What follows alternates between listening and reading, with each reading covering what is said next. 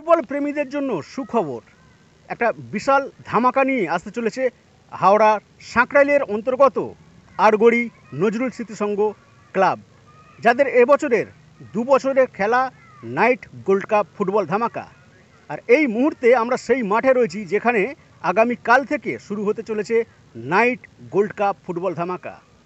আমরা দেখাবার চেষ্টা করব যে এখানকার পরিস্থিতি কেমন, মাঠ কীরকম তৈরি করেছে, তার সাথে সাথে ছেলেরা যেভাবে এখানকার স্টেডিয়ামগুলোকে সাজাচ্ছে, তার সাথে মাঠের আলাদা প্রস্তুতি, এবং দেখতে পাচ্ছেন বাচ্চারা একটা আলাদা আনন্দের মধ্যে তারা যেন দিন কাটাচ্ছে, তাদের মধ্যে একটা আলাদা আনন্দ উচ্ছ্বাস।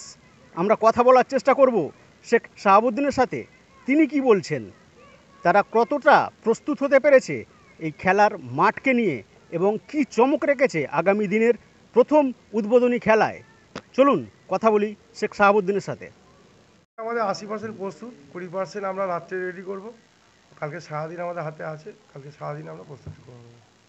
কি চমক রেখেছেন প্রথম দিন খেলায়? চমক বলতে নৈশলোকে ফুটবল, রাত্রিতে একটা চমক থাকছে, আলো ঝলকানি। তাছাড়াও এবারে আমাদের অনুষ্ঠান অনেক রকম আছে, সেগুলো সাসপেন্স থাক, দর্শকরা মাঠে আসুক, দেখুক। প্রথম খেলা কার কার মধ্যে রয়েছে? প্রথম খেলা যে দুলগড়ি সবুজ সাথী মনিস্টার এবং ডোমজুর বি বয়স। দেখুন, প্রচার তো খুব ভালো হয়েছে। আর আরগোড় আন্দুল এরিয়ার মধ্যে এরকম ইভেন্ট নাইট গোল্ড কাপ আমার তো মনে হয়নি। আরগোড়ি নজরুল স্মৃতি সংঘ এত বড় ইভেন্ট আয়োজন করেছে, সমস্ত দর্শক এবং সদস্য এবং গ্রামবাসী মিলে আজকে আমরা যে প্রস্তুতি নিয়েছিলাম মোটামুটি আমরা সাকসেস। তো যাই হোক, আগামী দিনে দর্শকদের উপরে আমাদের নির্ভর, কারণ হচ্ছে দর্শকরাই মাঠে এলে তবে খেলার আনন্দ দেওয়া যায়, বা আমরা উৎসাহ দর্শকদের কাছ থেকেই পাবো। অবশ্যই মাঠমুখী হওয়ার জন্য দেখুন, যে জেনারেশনটা খেলাধুলা থেকে বিচ্ছিন্ন হয়ে যাচ্ছে, মানে খেলাধুলাতে অনেক দূরে মাঠমুখী হচ্ছে না, আমাদের সেই প্রচেষ্টা আরগোড়ি নজরুল স্মৃতি সংঘের যে নেক্সট জেনারেশন যে জায়গা যেদিকে এগিয়ে যাচ্ছে সেখান থেকে সকালকে খেলার দিকে নিয়ে আসার জন্য আমাদের এই প্রচেষ্টা।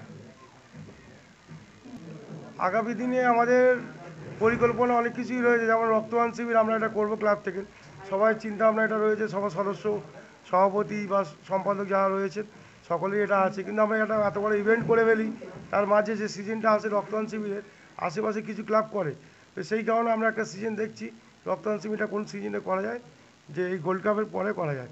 একসঙ্গে দুটো সম্ভব না, যেহেতু চারিদিকে ফুটবল হচ্ছে, ফুটবলের একটা এত বড় ইভেন্ট হচ্ছে, সেই সঙ্গে রক্তদান শিবিরটা সম্ভব হয়ে উঠছে না।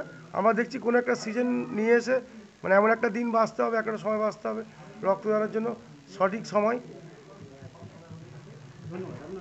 আমার নাম শেখ শাহাবুদ্দিন,